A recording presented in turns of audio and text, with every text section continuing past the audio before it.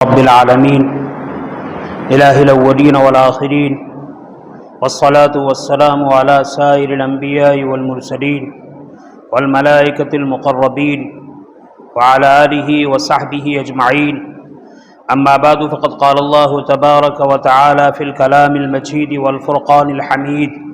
فأعوذ بالله من الشيطان الرجيم. بسم الله الرحمن الرحيم. إنا أعطيناك الكوثر فصل لربك وانحر ان شانئك هو الابتر. صدق اللہ مولانا العظیم. میرے محترم بھائیوں، دوستوں اور بزرگوں، حق تعالی شانہ نے عید الاضحیٰ کی نسبت سے نماز کی ادائیگی کے لیے ہمیں اس جامع مسجد میں جمع ہونے کی سعادت اور توفیق نصیب فرمائی. حق تعالی شانہ اپنے فضل و کرم سے ہماری اس حاضری کو بے انتہا قبول فرمائے. قرآن کریم کی ایک سورت آپ کے سامنے پڑھی ہے، فَصَلِّ لِرَبِّكَ وَانْحَرْ. حق تعالی شانہ نے نبی کریم صلی اللہ علیہ وسلم کو ایک بہت بڑی تسلی عطا فرمائی. آپ کے ہاں بیٹے پیدا ہوتے تھے اور بیٹے انتقال کر جاتے تھے. مشرکین مکہ آپ کو یہ طعنہ دیتے تھے کہ محمد کی نسل باقی رہنے والی نہیں ہے. جس طرح نسل باقی نہیں رہے گی، اس کا نام و نشان بھی باقی نہیں رہے گا. آپ صلی اللہ علیہ وسلم کو اس طعنے سے صدمہ ہوا. حق تعالی شانہ کی عادت شریفہ یہ ہے کہ جب بھی اپنا نبی لوگوں کی تکالیف سے دل برداشتہ ہوتا ہے، مغموم ہوتا ہے، غمگین ہوتا ہے، تو حق تعالی شانہ براہ راست آپ کو تسلی کا سامان پیدا فرماتے ہیں، براہ راست آپ کو تسلی دیتے ہیں. چنانچہ اسی موقع پر یہ آیت کریمہ، یہ سورت نازل ہوئی اور نبی کریم صلی اللہ علیہ وسلم کو ارشاد فرمایا گیا، انا اعطیناک الکوثر، ہم نے آپ کو کوثر عطا کی ہے. کوثر یہ جنت کی ایک نہر ہے. قیامت کے دن جو امتی اس سے ایک مرتبہ پانی پی لے گا، جنت میں داخل ہونے تک اسے پیاس نہیں لگے گی. اور جتنی بھی امت اجابت ہے، جنت میں جانے والی آپ کی امت ہے، سبھی انشاءاللہ اس سے سیراب ہوگی. تو حق تعالی شانہ نے یہ بشارت دی کہ وہاں نفسا نفسی کا عالم ہوگا، لوگ پیاس کی وجہ سے بے چین اور بے قرار ہوں گے. اس وقت آپ کو حوض و کوثر کا مالک بنایا جائے گا اور آپ وہاں سے اپنے امتیوں کو پانی پلائیں گے. یہ آپ کے لیے بہت بڑی بشارت ہے. ان کے طعنوں سے آپ کو دل برداشتہ ہونے کی ضرورت نہیں. لیکن عجیب بات ہے، حق تعالی شانہ نے جہاں آپ کو بہت بڑی دولت سے مالا مال فرمایا، حوض کوثر عطا کرنے کا وعدہ فرمایا، وہاں پر ساتھ میں دو حکم اور عطا فرمائے. جب میری طرف سے کوئی بہت بڑا انعام ملے، میری طرف سے کوئی بہت بڑی نعمت ملے، تو اس نعمت کے لیے شکر گزاری کرنی چاہیے. اور شکر گزاری کے لیے فرمایا فصلی، نماز پڑھیے. اس نعمت کی شکر گزاری میں نماز بھی انفرادی نہیں، تنہا نہیں. کیوں؟ حوض کوثر آپ کو عطا کی جا رہی ہے، لیکن آپ کے زمانے سے لے کر قیامت تک آنے والا ہر امتی اس حوض کوثر سے سیراب ہوگا، مالا مال ہوگا، اس سے پانی پیے گا. لہذا اجتماعی فائدہ اٹھائے گا، شکریہ بھی اجتماعی طور پر ادا کرے. حکم دیا گیا، عید الاضحیٰ کا موقع ہے، اگر بارش وغیرہ نہیں ہے تو عیدگاہ میں، ورنہ اپنے محلے کی بڑی مسجد میں جمع ہو جایا کرے اور جمع ہونے کے بعد اجتماعی طور پر عید کی نماز پڑھے. بعد مفسرین فرماتے ہیں فصلی سے مراد یہی ہے، عید الاضحیٰ کی نماز ہے. یہ شکریہ ہے. نبی کریم صلی اللہ علیہ وسلم کو ارشاد فرمایا گیا کہ اے نبی، میں نے آپ کو کوثر عطا کی، آپ شکرانے کے طور پر نماز پڑھیے. معلوم ہوا مومن کو جب بھی کوئی نعمت ملتی ہے تو اس نعمت کی وجہ سے اس کی عبادت میں اضافہ ہوتا ہے، اس کی عبادت میں بڑھوتری ہوتی ہے. اور آگے فرمایا وانحر، اور قربانی کیجیے. نحر کہتے ہیں اونٹ کو ذبح کرنے کو، اونٹ کی قربانی کیجیے، یہ آپ کو حکم فرمایا. اور آپ جانتے ہیں آپ نے بارہا سنا ہے قربانی یہ حضرت ابراہیم علیہ السلام کی سنت ہے، لیکن قربانی ایسا عمل ہے، ایسا شکریہ ادا کرنا ہے جس کا تعلق عشق سے ہے، جس کا تعلق عقل سے نہیں ہے۔ آپ دیکھیے حضرت ابراہیم علی نبینا علیہ السلام کی عمر ایک روایت کے مطابق 80 سال، دوسری روایت کے مطابق 84 سال کی عمر ہوئی، اور 84 سال کی عمر میں اللہ نے آپ کو بشارت دی کہ ہم آپ کو بیٹا عطا فرمائیں گے۔ بڑھاپے میں آدمی ایسے بھی اولاد سے نا امید ہو جاتا ہے،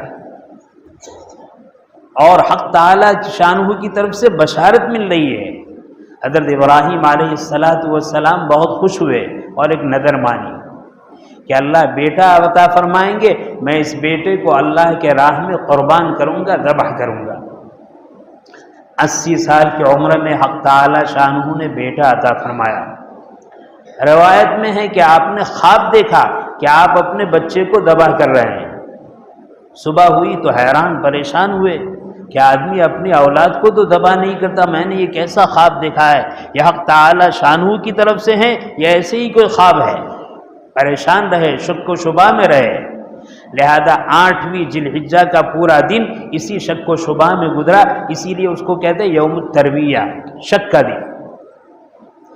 رات ہوئی پھر خواب دیکھا، خواب میں یہی دیکھ رہے ہیں کہ اپنے بیٹے کو ذبح کر رہے ہیں۔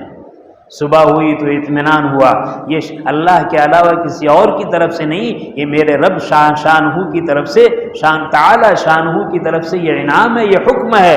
لہذا آپ کو اطمینان ہو گیا، معرفت حاصل ہو گئی ایک کام کی کہ یہ کام مجھے کرنا ہے۔ اسی لیے 9ویں ذی الحجہ کو یوم عرفہ کہا جاتا ہے کہ اللہ نے معرفت عطا فرمائی کہ آپ کو یہ کام کرنا ہے۔ چنانچہ 10ویں ذی الحجہ کو آپ اپنے بیٹے حضرت اسماعیل علیہ السلام کو لے کر نکلتے ہیں۔ حضرت ابن عباس رضی اللہ تعالی عنہما فرماتے ہیں حضرت ابراہیم علیہ السلام نے نذر مانی، حق تعالی شانہ نے بیٹا عطا فرمایا، اور اللہ ہی کی طرف سے نظام ہوا کہ ابراہیم اپنی نذر پوری کرنا بھول گئے۔ مسلسل 7 روز تک یہ خواب دیکھتے رہے۔ کوئی آنے والا آ کر کہتا ہے اے ابراہیم اپنی نظر کو پوری کیجئے، آپ گھبرا اٹھے، اور اٹھنے کے بعد یاد آیا کہ میں نے تو نظر مانی تھی اپنے بیٹے کو ذبح کرنے کی۔ اپنی عورت حضرت حاجرہ رضی اللہ عنہا سے کہا کہ بیٹے کو نہلا دہلا کر تیار کر دیجئے، اچھے کپڑے پہنا دیجئے، اور بیٹے سے بھی کہا آج ہمیں جانا ہے۔ 2 باتیں ارشاد فرمائی، لکڑیاں بھی چننا ہے اور میڈے کو ذبح کرنا ہے، آج ہمیں چلنا ہے۔ ان 2 باتوں کو ساتھ میں نقل کریں، لکڑیاں بھی چننے جانا ہے اور ساتھ ساتھ میں بیٹے کو بھی ذبح کرنا ہے۔ ماں بھی خوش ہیں، بیٹا بھی خوش ہیں، نکل رہے ہیں۔ جیسے ہی نکلے کچھ قدم آگے بڑھے، بتایا کہ فلاں پہاڑ کی طرف، فلاں جنگل کی طرف لکڑیاں کاٹنے جانا ہے اور میڈا ذبح کرنے جانا ہے۔ چنانچہ یہ یہاں سے نکلے اور شیطان مردود حضرت حاجرہ رضی اللہ عنہا کے پاس آیا، اور آنے کے بعد معصوم صورت میں عرض کرنے لگا اللہ کی بندی تجھے معلوم ہے تیرا شوہر تیرے بیٹے کو لے کر کہاں گیا ہے؟ کہاں؟ مجھے معلوم ہے، وہ میرے بیٹے کو لے کر لکڑیاں چننے کے لیے اور میڈے کو ذبح کرنے کے لیے گئے ہیں۔ کہا کہ نہیں، میں اللہ کی قسم کھا کر کہتا ہوں کہ وہ تو تیرے بیٹے کو ذبح کرنے کے لیے گئے ہیں۔ دیکھو میں عرض کرتا ہوں، قربانی اس کا تعلق عقل سے نہیں ہے، قربانی کا تعلق عشق و محبت سے ہے، اور عشق ایسی چیز ہے وہاں دلائل اور عقل کی ضرورت نہیں پڑتی، عقل اور دلائل پیچھے رہ جاتے ہیں۔ مثال کے طور پر ایک آدمی شراب کا عادی ہے اور شراب کی اس کو لت پڑ چکی ہے، ایک آدمی بیڑی سگریٹ کا عادی ہے اور بیڑی سگریٹ کی اس کو لت پڑ چکی ہے۔ اب آپ بے شمار نقصانات اس کے بیان کرو، بے شمار اس کے مضرات اور اس کی بیماریاں بیان کرو، اس کو عیوب بیان کرو، وہ کہے گا کمبخت مجھے چھوڑو، تم نے پی نہیں ہے، اگر تم پیتے اور اس کا مزہ پاتے تو تم مجھے نہیں سمجھاتے۔ تو اس کا تعلق بھی عشق سے، آدمی جب پیتا ہے تو اس کے عشق ہو جاتا ہے، عشق کے بعد اس کو نصیحت کام نہیں آتی، اس کے بعد دلائل کام نہیں آتے، عشق کے اندر وہ اس چیز کو پورا کرنے میں اندھا ہو جاتا ہے۔ ساری حقیقتیں، سارے نقصانات، سارے دلائل ایک طرف، اور عشق جس سے ہوا ہے وہ معشوق ایک طرف۔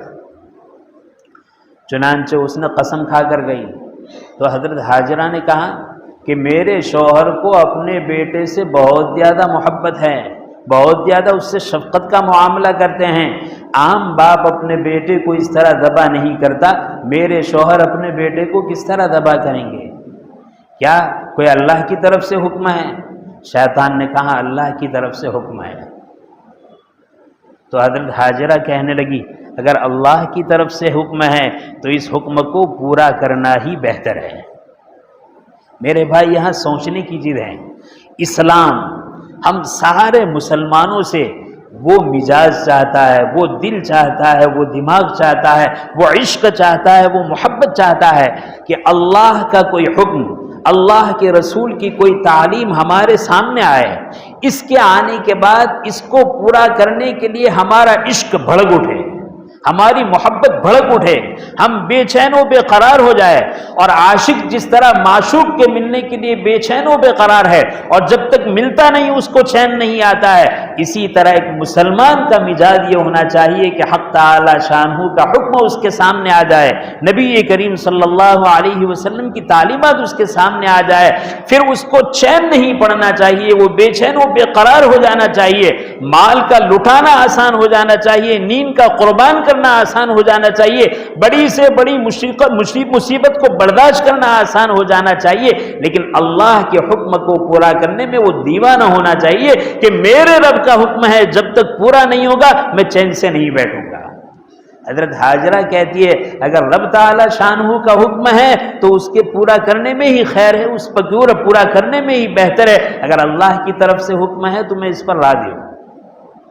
ذرا سوچئے 80 سالہ بوڑھے شوہر اور ان کی بوڑھی اہلیہ کے بہت دعاؤں کے بعد حق تعالی شانہ بیٹا عطا کرے، اور بیٹا عطا کرنے کی بھی عجیب بات، بیٹا عطا کرنے کے بعد ابھی بیٹا دودھ پینے کی عمر کو ہیں اور باپ کو حکم ہوتا ہے کہ آپ اس کو لے کر چلیے اور مکہ مکرمہ کے آباد ویران جنگل میں اس کو چھوڑیے، جہاں پینے کے لیے جہاں پانی ہے، نہ جہاں سائے کے لیے درخت ہیں، جنگل بیابان ویران ہے، اس بستی میں چھوڑ کر آئیے۔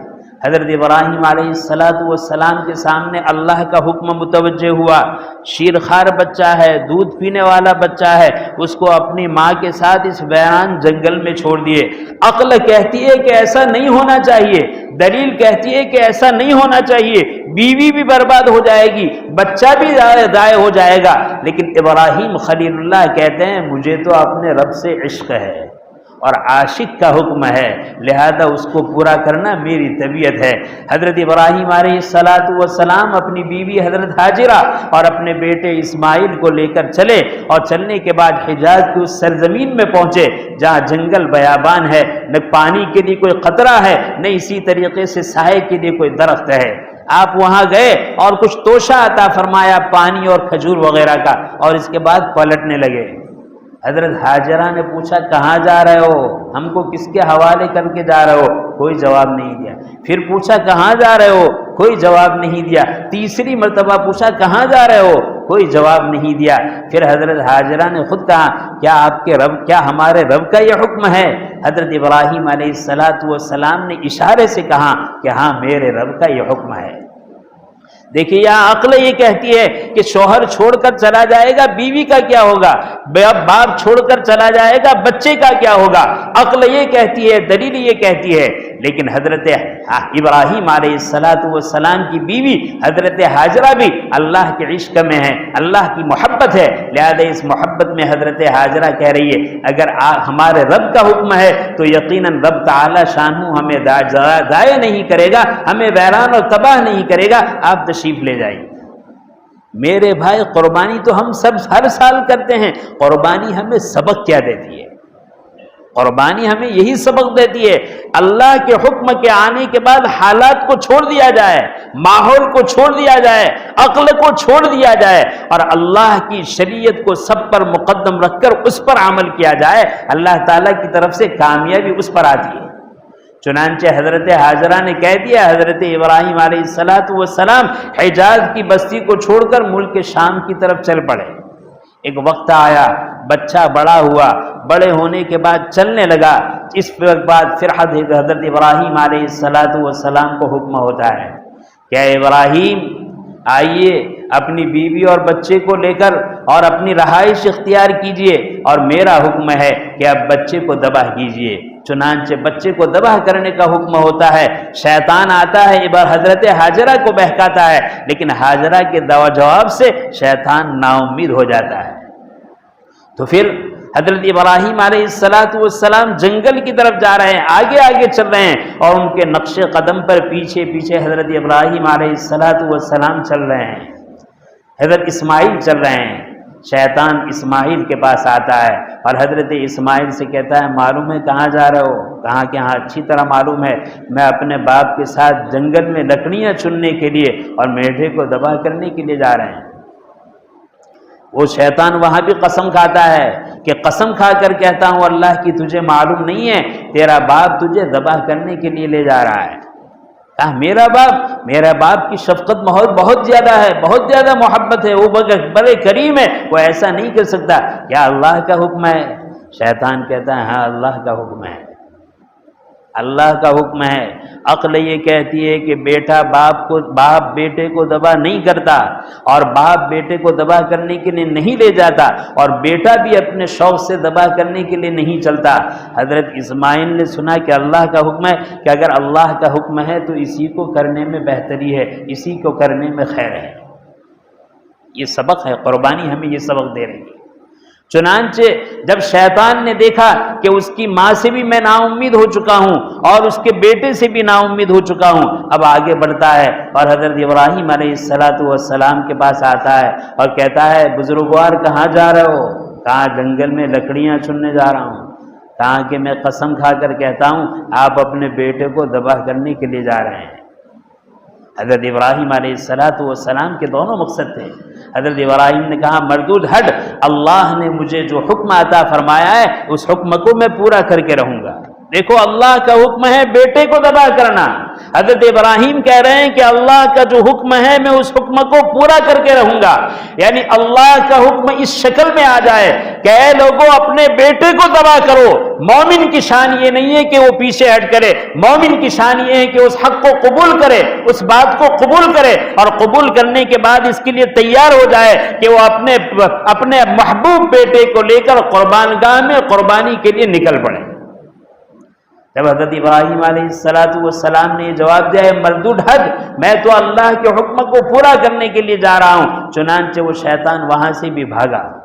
حضرت ابراہیم علیہ السلام 10ویں ذی الحجہ ہے، منہر مینا میں پہنچے، اور مینا میں پہنچنے کے بعد اپنے بیٹے سے کہا، دیکھو یہاں سیکھنے کی چیز ہے، آپ یقین مانیے ان انبیاء علیہ السلام کے دلوں میں اللہ کا عشق تھا، اللہ کی محبت تھی، لیکن یہ عشق و محبت اپنی ذات تک نہیں تھا۔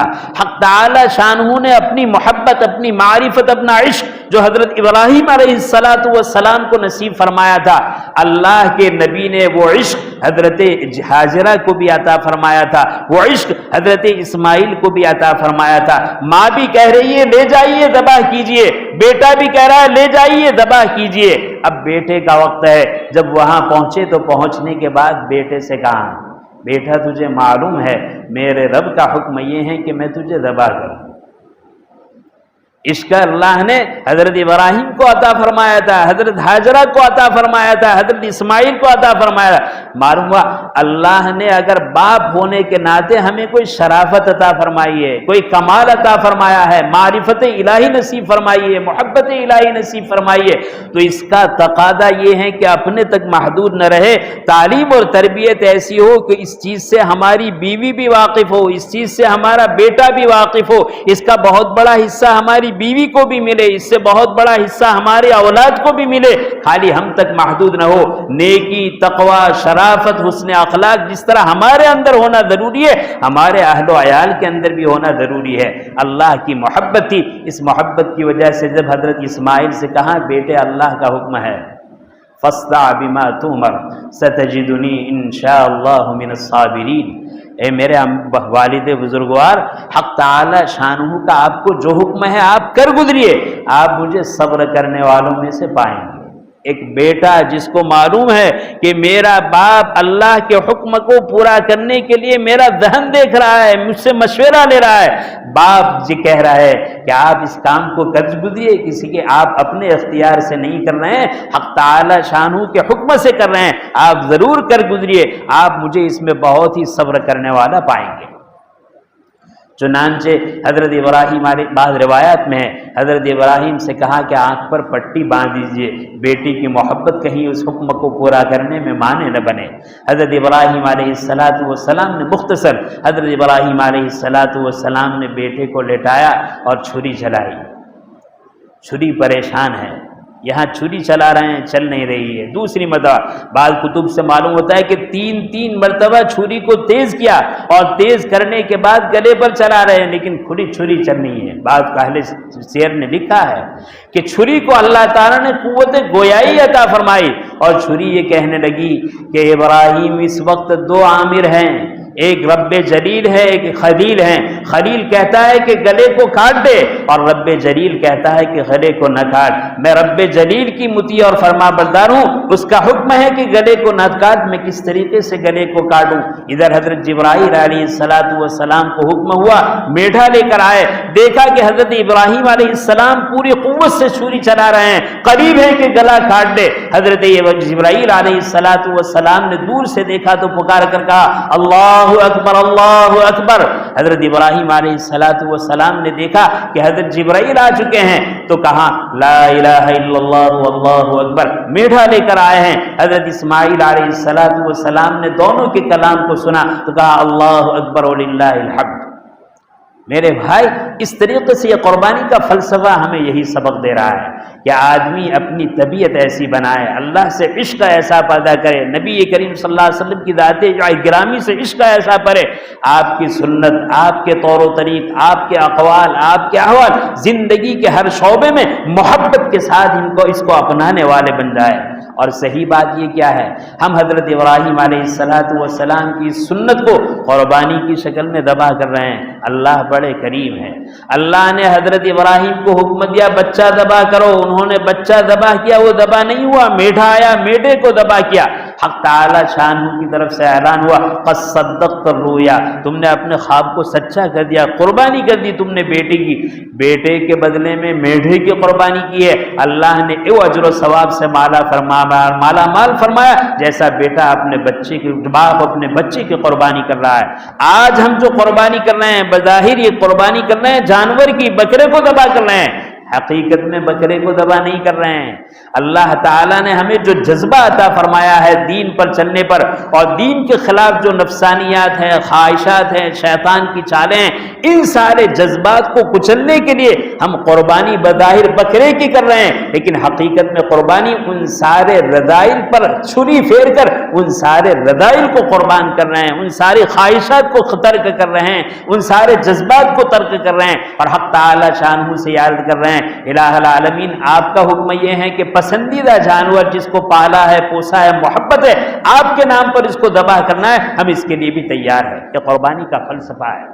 مجھے اس وقت یاد کرنی ہے خاص بات، قربانی کے سلسلے میں بعض چیز کا خیال رکھیں۔ قربانی کا ادب یہ ہے جانور کو لٹانے سے پہلے چھری کو تیز کر لیں، ایک جانور کے قریب دوسرے جانور کو ذبح نہ کرے، جانور کو زمین پر رکھنے کے بعد چھری تیز نہ کرے، جانور کو ذبح کرنے کے بعد اس کو ڈھانک دے اور اس کے بعد دوسرا جانور ذبح کرے، اور ذبح کرنے کے لیے اس طریقے سے لٹائے، یہ قبلہ ہے، جانور کا، بکرے کا سر اس طرف ہو اور پیر اس طرف ہو، اور اس کو تھوڑا قبلے کی طرف پلٹائے، اس کے پیروں کو باندھے اور داہنا پیر اس کی پشت پر اگر رکھ سکتے ہیں تو رکھے، اور بسم اللہ اللہ اکبر کہتے ہوئے جانور کو ذبح کرے۔ بے احتیاطی جو ہوتی ہے شریعت اسلام اس کو پسند نہیں کرتی ہے۔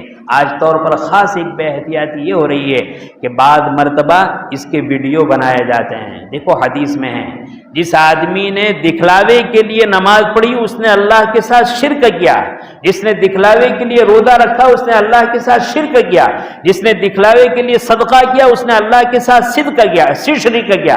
میرے بھائی، قربانی اللہ کے لیے جس رب کے لیے کی ہے اس نے دیکھ لی ہے، دنیا کو دکھانے کی ضرورت نہیں ہے۔ لہذا بہت اس کا اہتمام کرے کہ ہم اس کا فوٹو لینے سے، اس کی تصویریں کھینچنے سے، اس کو باہر بھیجنے سے، اس کو دوستوں میں محفوظ رکھنے سے، اپنے موبائل میں محفوظ رکھنے سے بہت زیادہ بچنے کی ضرورت ہے۔ یہ اخلاص کے منافی عمل ہے۔